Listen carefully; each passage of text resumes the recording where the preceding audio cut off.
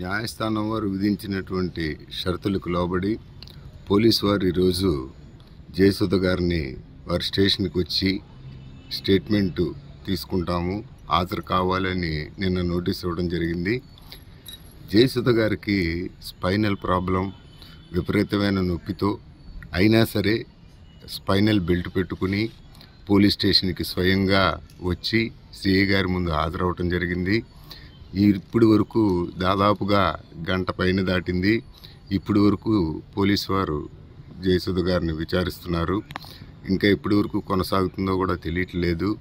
కానీ ఆవిడ మాత్రం తీవ్రమైనటువంటి బాధతో అలాగే పోలీసు వారికి పూర్తిగా సహకరిస్తూ వారు అడిగినటువంటి ప్రశ్నలన్నిటికీ సమాధానం చెప్తున్నట్లుగా తెలుస్తోంది. సో జయసుధ గారు నిరాడంబరంగా ఎటువంటి భేషజాలకి పోకుండా పోలీసు వారిని గౌరవించి స్టేషన్కి రావటం జరిగింది. పోలీసు వ్యవస్థన్నా న్యాయస్థానాలన్నా పూర్తి గౌరవం ఉన్నటువంటి వ్యక్తిత్వం ఉన్నటువంటి మనిషి జయసుధ గారు. అందరు ప్రభుత్వ పెద్దలు కూడా జయసుధ గారు అమాయకురాలు అని వారే స్టేట్మెంట్లు ఇస్తున్నారు.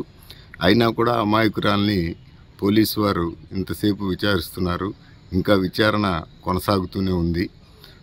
ఈ రోజున జయసుధ గారి తరఫున ఇన్వెస్టిగేటింగ్ ఆఫీసర్ గారికి ఈ షూరిటీకి సంబంధించినటువంటి 2 షూరిటీలని న్యాయస్థానం వారు ఆదేశించినట్టుగా షూరిటీ సర్టిఫికెట్లు కూడా సమర్పించడం అయింది. పోలీసు వారు కూడా వాటిని యాక్సెప్ట్ చేయడం జరిగింది.